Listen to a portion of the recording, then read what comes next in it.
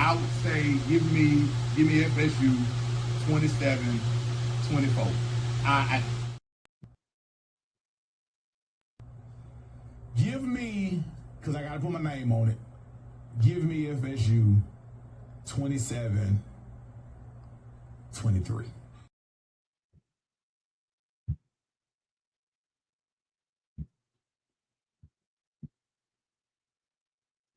What up, world? What up, world? What up, world? What up, world? It's your man. I'm DJ Double Dose, man, coming at you with another episode of Double Dose of Reality Sports, man. And you see it. You see it. You see it. And we put our name on the things that we say and the things that we do. You heard me? Understand this. FSU with a dominating victory against the what? Alabama Crimson Tide. My. Man,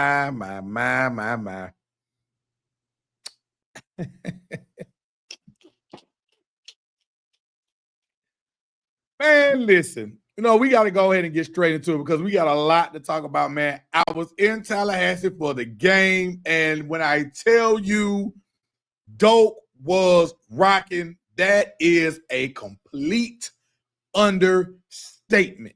We got a little rain, second quarter. Matter of fact, there wasn't a little rain. There was a lot of damn rain. And when the game was over, we got soaked. But let's get into it. When you talk about this game, because I've watched it live and I came back home and I watched the TV version of it. The one thing that we all knew that Gus Malzahn was going to do. We all knew that when Gus Malzahn came to Florida State, his number one target at QB was Tommy Castellanos. You know why he wanted Tommy Castellanos? You know why? Because Gus knows in order to run his system, he needs that type of quarterback to run his system. Now, some would say Tommy isn't the best quarterback and da-da-da-da. Hey, listen. Tommy was the best for what Gus needed him to be and what Gus needed him to do.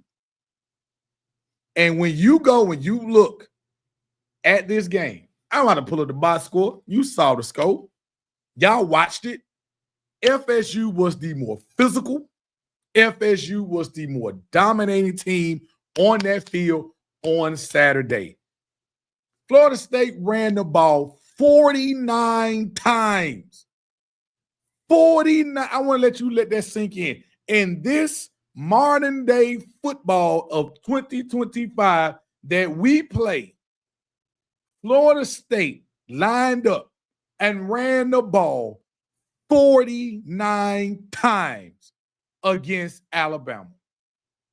If that's not being physical, I don't know what being physical and knowing what your game plan was and how to utilize your game plan. I don't know no other way to do it. Now, it wasn't all great. I mean, we had our moments, but in a football game, there's going to be ebbs and flows. And we all know that. There's going to be ups and downs. There's going to be ebbs and flows. The game started out with Alabama marched right down the field. Very first drive.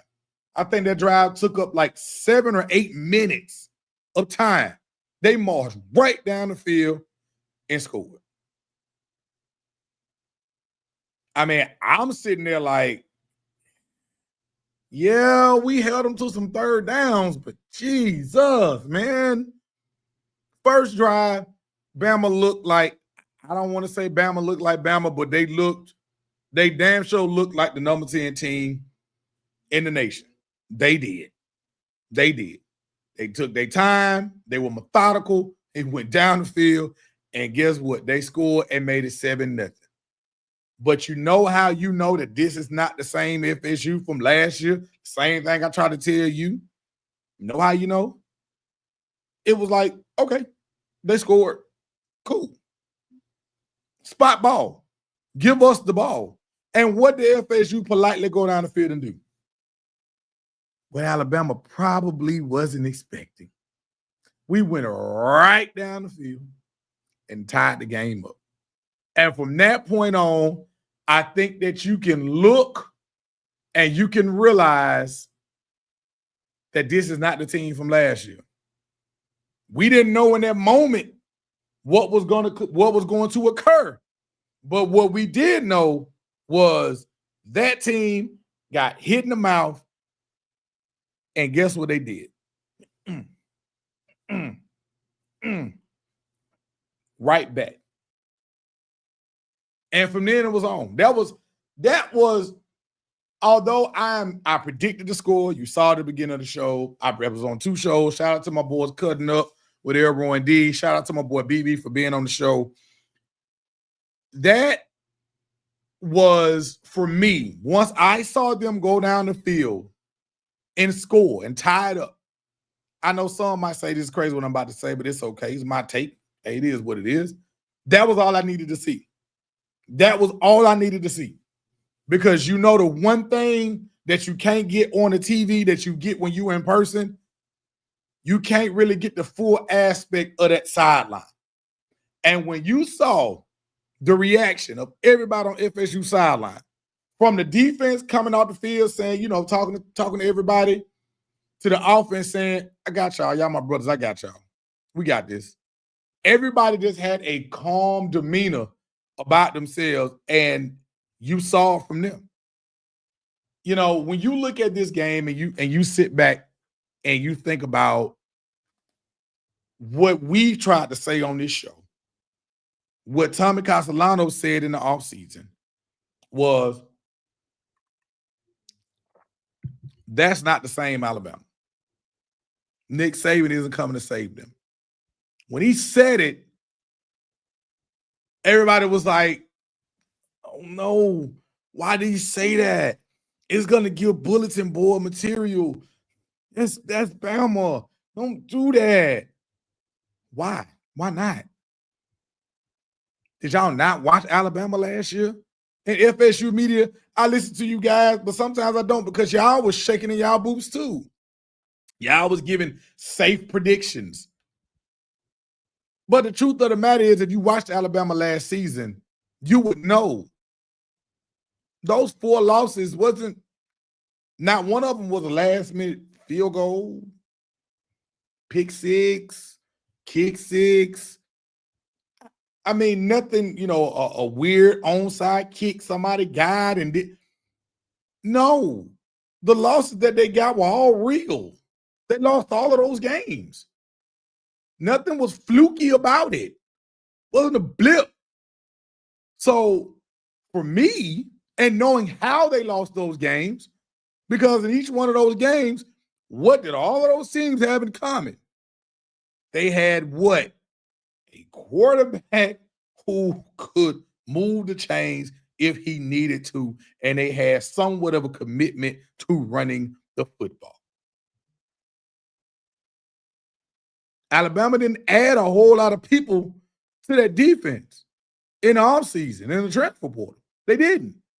So I don't know where this whole notion came from that, oh, because he said something that was going to make Bama more motivated. It wasn't. You can't you can't. It wasn't. It just wasn't. So when you look at it from that lens, I wasn't worried, which is why I predict Florida State to win on both the shows I was on. And then when you got the news of the people that was eventually going to be out for Bama, you had to take that with a grain of salt. Like, hey, we don't know how good this team is, but I do know they can't be missing starters. Do know that. They can't afford to really be missing a lot of starters. So when you factor in all of that, you come up with a quarterback who was healthy, has legs, had a chip on his shoulder, and it all crescendoed into what did we see? Florida State whooping Alabama's ass. And yes, I said it. You got your ass beat. You scored on your first drive. You didn't score again till what? You kicked the field goal in the third, and then you scored another touchdown in the fourth. You scored one touchdown. You went scoreless in the second. You got a field goal somewhere in the third, and then you scored a touchdown in the fourth. For Alabama, that was being dominated. Now,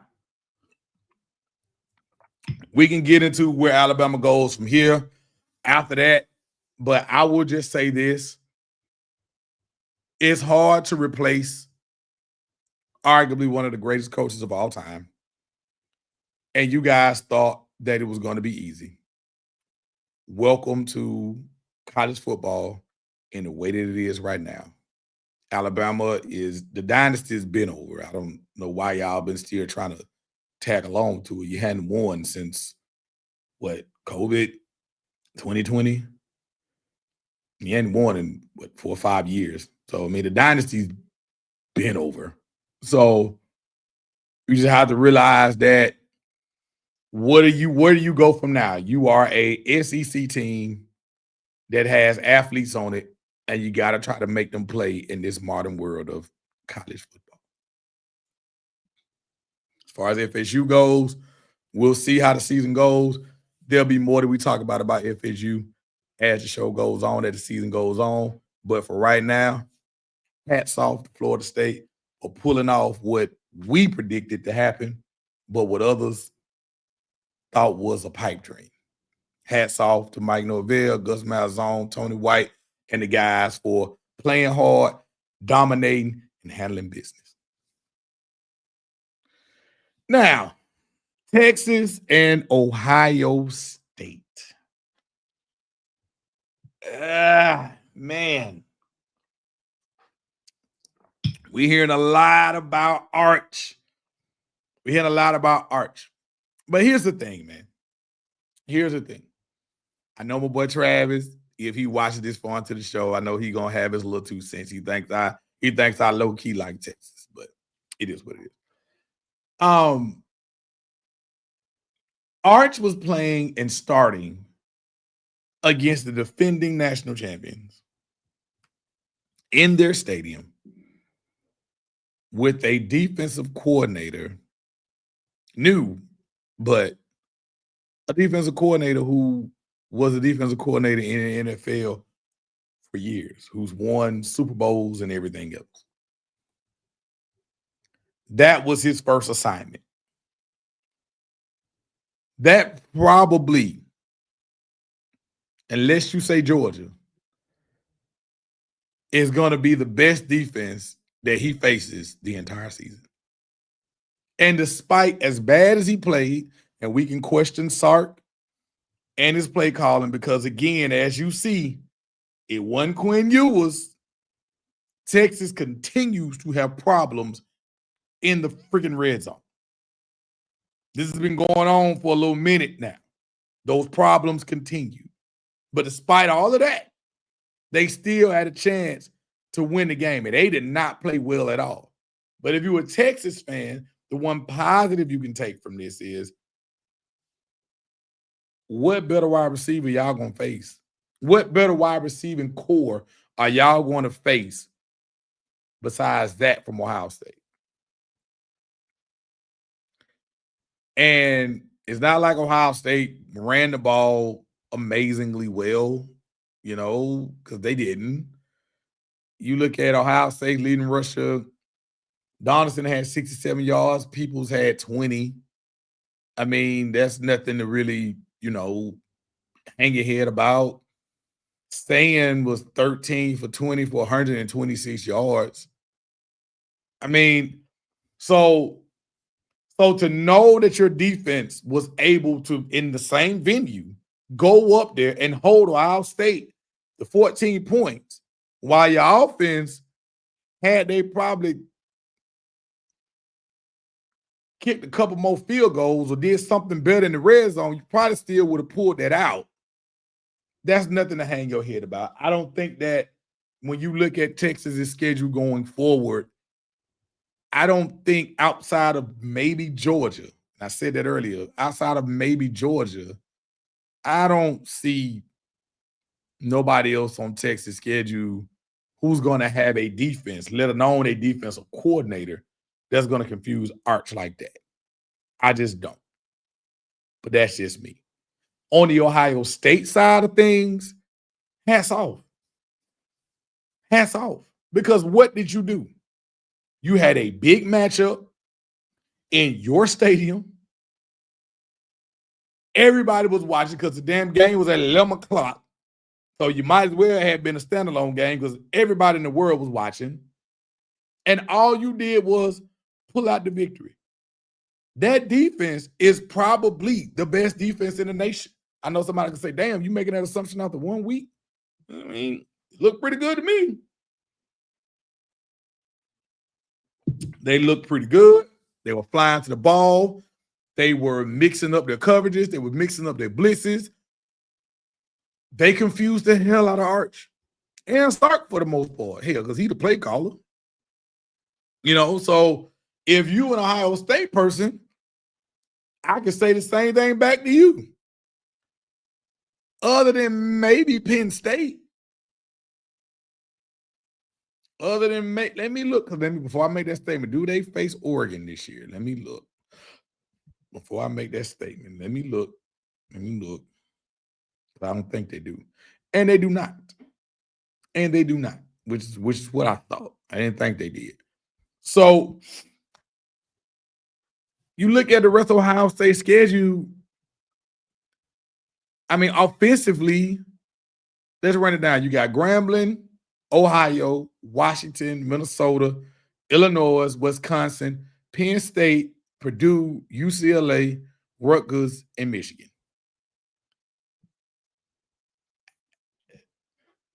Penn State, that's probably the only other offense, and I wouldn't even say it's as good as Texas, but that's probably the only other offense that could possibly give you guys a little trouble, so to speak.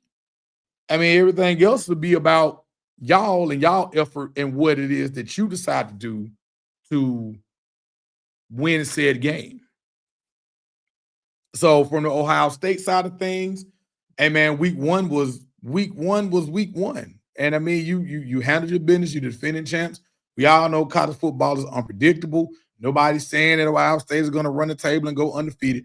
I'm just saying that after that game, I don't know another offense in the regular season that they're going to face that has the potential of the firepower of Texas.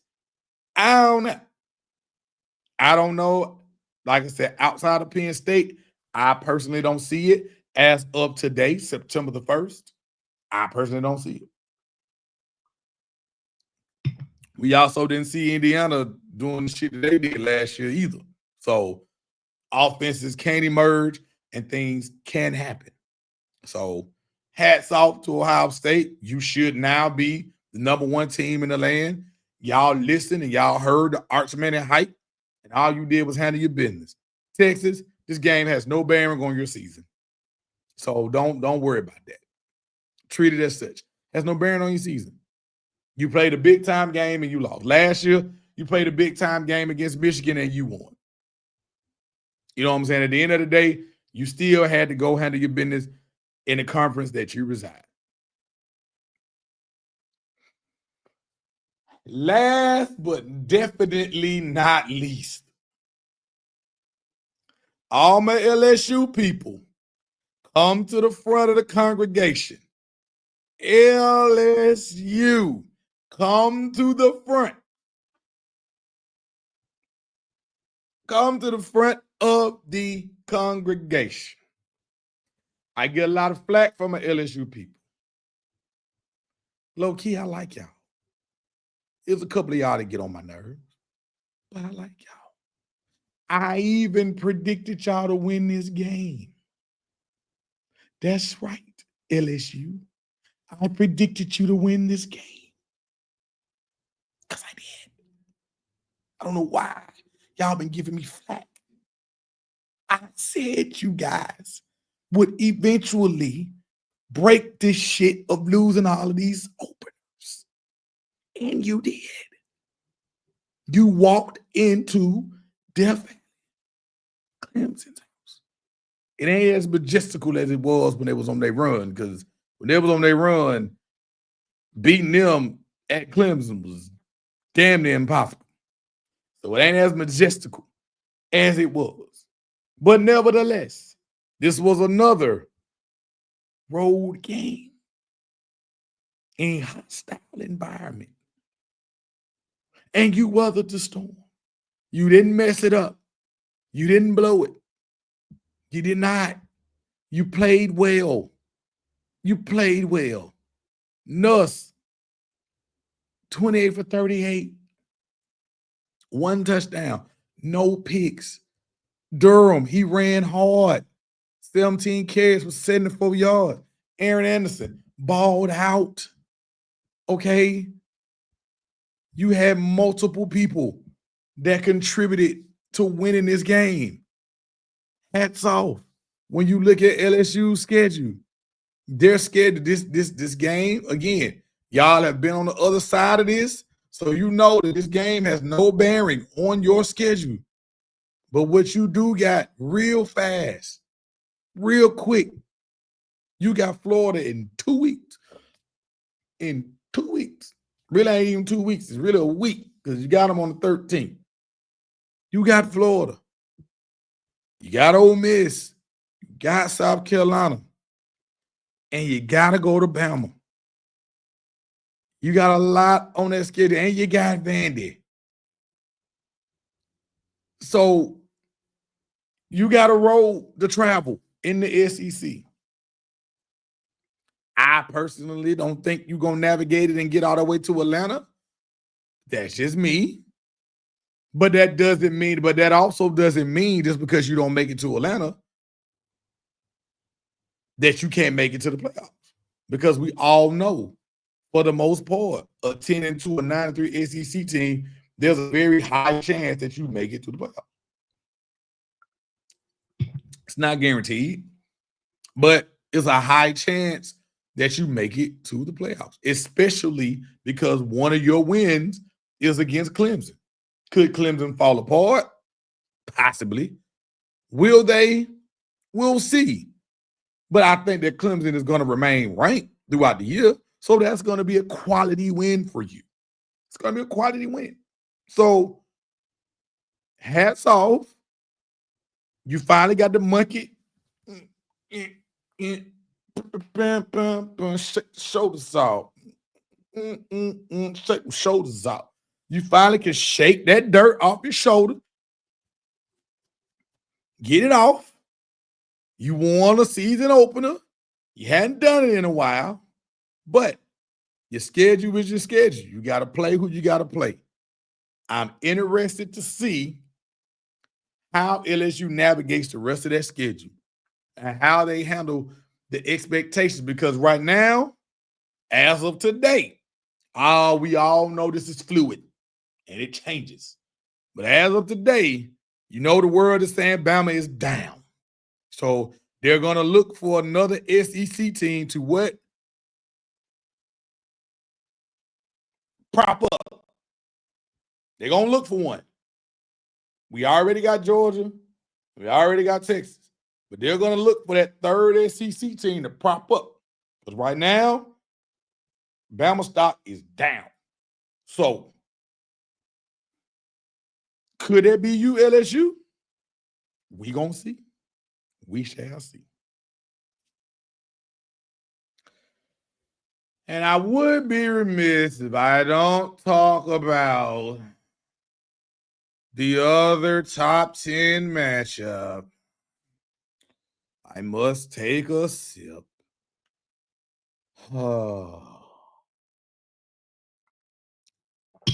Notre Dame versus Miami.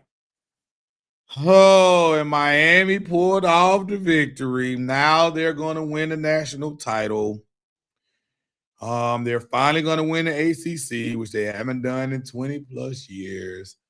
They're going to win the national. They're going to be a playoff team. and they're gonna win the national title because Miami people, that is how they front run when they do something good. You beat Notre Dame.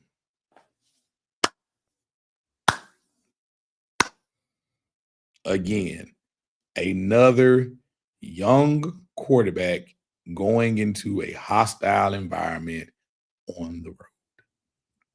Let's see. Of these matchups, of the teams that had first-year starting quarterbacks going into these matchups, how many of them won? Alabama didn't win. Oh, let's start. Texas didn't win. Alabama didn't win.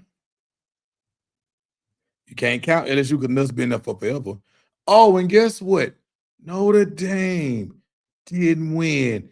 It's something about a first-year starting quarterback playing his first game on the road that, man, maybe they're a little rattled.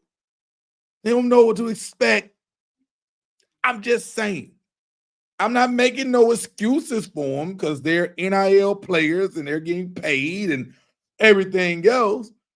But the truth is, it's hard to go on the road in college football and win games. And especially when that is your quarterback's first time starting in not a neutral site, a hostile environment.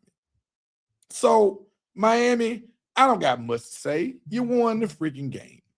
Hats off. Salute. We all know how y'all do.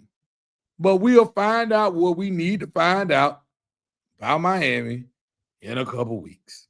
Because right now, you know how they do their scheduling. They got Bethune-Cookman. You know what? That South Florida game might actually be interesting. And it's on the CW. And those of my ACC fans know, y'all know, them games that end up on that freaking CW always end up being way more entertaining than they need to. But all bullshitting aside, they should be South Florida.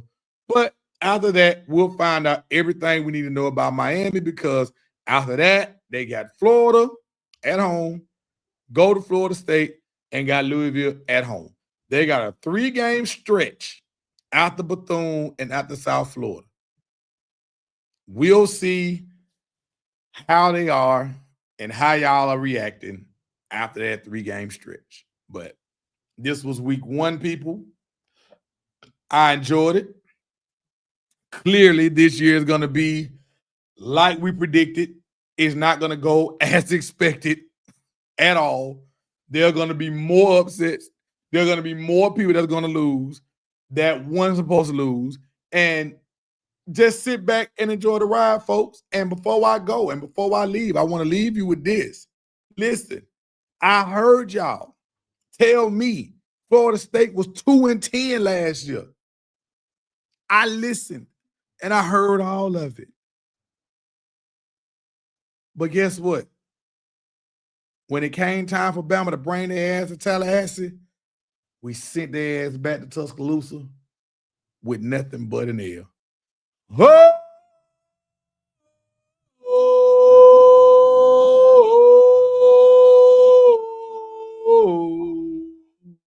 Live, laugh, love, man.